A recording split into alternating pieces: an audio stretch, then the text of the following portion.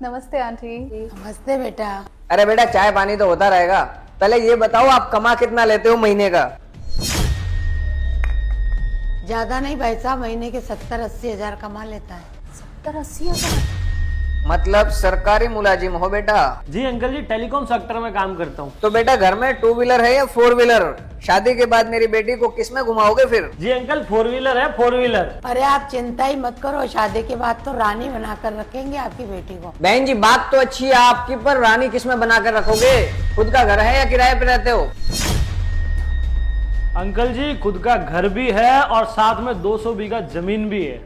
200 बीघा जमीन? तो शादी के बाद मेरी बेटी के सुख ही सुख है। बहन जी हमें तो लड़का पसंद है, अब आप बताइए कब रखे मुहूर्त और कब करवाए शादी? पर अंकल मैं चाहता हूँ कि एक बार रिश्ता पक्का होने से पहले हम दोनों आपस में बात कर लेते। हाँ जी बेटा, क्यों नहीं, जाइए ना बात कीजिए। खुशबू बेटा एक बार जवाई जी से बात कर लीजिए ना आप। जी डैडी। देखो तुम कुछ पूछो उससे पहले मैं कुछ बातें क्लियर करना चाहती हूँ। हाँ जी मैडम, अब आप भी अपनी फरमाइशें बता लीजिए। देखो सुबह की चाय मुझे बिस्तर पर चाहिए और वो चाय तुम बना के लेके आओगे मेरे लिए। जी मैडम। और कुछ? देखो संडे टू संडे हम लोग पिक्चर देखने जाएंगे और मैं मॉडर्न जमाने की लड़की हूँ तो मैं घर में जींस टॉप पहनूंगी। और कुछ रह गया हो तो वो भी बता दीजिए मैडम। और शादी के बाद मैं अपने दोस्तों से बात करूंगी तो आप मुझे रोकेंगे टोकेंगे नहीं। ये सब बातें तो मैं मान लूंगा, मगर मेरी भी कुछ डिमांड है। क्या आपके पापा वो पूरी कर पाएंगे? डिमांड? कैसी डिमांड? आपके पिताजी दहेज कितना दे देंगे? जितना हमारा स्टेटस है उतना दे पाएंगे क्या? दहेज? इस जमाने में भी आप दहेज की बातें कर रहे हो? जी बिल्कुल दहेज, और वो भी कम से कम 50 लाख। मैं अपना घर बार छोड़कर आप लोगों पर भरोसा कर कर पराए घर आ रही हूँ, उसके बावजूद भी आपको दहेज चाहिए? तो इसमें क्या हो गया मैडम, हम भी तो आप पे भरोसा करके अपनी घर की बागडोर किसी पराई लड़की के हाथ में देंगे। जितना विश्वास आपको करना है उतना ही विश्वास हमें करना है। बात विश्वास की नहीं है। अगर जेब में पड़ा पेन भी कोई मांग लेना तो इंसान देने में हिचकिचाता है। यहाँ मेरे डैडी आपको अपनी बेटी दे रहे हैं, उसके बावजूद भी आपको दहेज चाहिए। और मालूम तो है ना कि दहेज मांगना कानूनी अपराध है। कानूनी अपराध? तो फिर नीचे जो आपके पिताजी पूछ रहे थे कि कितना कमाते हो, घर है या नहीं है, गाड़ी है या नहीं है, ये कौन से कानूनी अपराध में आता है?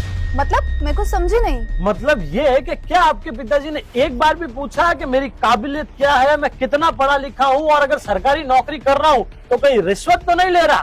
उन्हें इन सब चीजों से मतलब नहीं था। उन्हें तो मतलब था कि पैसा कितना है ताकि उनकी बेटी घर पे मौज कर सके। और जब हमारे मौज करने की बारी आई तो दहेज आपको कानूनन अपराध लगने लगा। मुझे कुछ समझ नहीं आ रहा, इसके बारे में मैं डैडी से एक बार बात कर लेती हूँ। जी बिल्कुल, पूछ लीजिए अपने डैडी से कि दहेज दे पाएंगे या नहीं। बेटा चिंता ही मत करो, बच्ची ने मुझे सब बता दिया है। रही बात दहेज की, तो दहेज जितना कहोगे उससे दुगुना ही मिलेगा। आप तो बस शादी कब करनी है उसकी तारीख तय करो बस। तारीख? अंकल जी बात तारीख की नहीं है, हमें तो ये रिश्ता ही नहीं करना है। अरे बेटा क्या हो गया, आप कहोगे तो 3 गुना दहेज दे देंगे आपको। अंकल जी आप कर रहे हैं व्यापार और हम करने आए थे रिश्ता। सबसे पहले तो आपने अपनी डिमांडें रख के तसल्ली कर ली, उसके बाद ऊपर आपकी बेटी ने सारी डिमांडें रख के तसल्ली कर ली। जब दोनों को तसल्ली हो गई तो मेरे दहेज मांगने पे आप दहेज देने को भी तैयार हो गए, यहाँ तक कि 3 गुना दहेज देने तक को तैयार हो गए। जबकि ये पता होना चाहिए कि दहेज लेना और देना दोनों अपराध है, और अपराधियों के यहाँ हमें कोई रिश्ता नहीं करना। दहेज लेना और देना दोनों ही गलत है, मगर आप जब लड़के में काबिलियत की जगह पैसा देखते हैं तो लड़के वाले भी लड़की में काबिलियत की जगह दहेज ढूंढते हैं। बात मन को लगे तो वीडियो शेयर जरूर कर देना। जय राम जी की।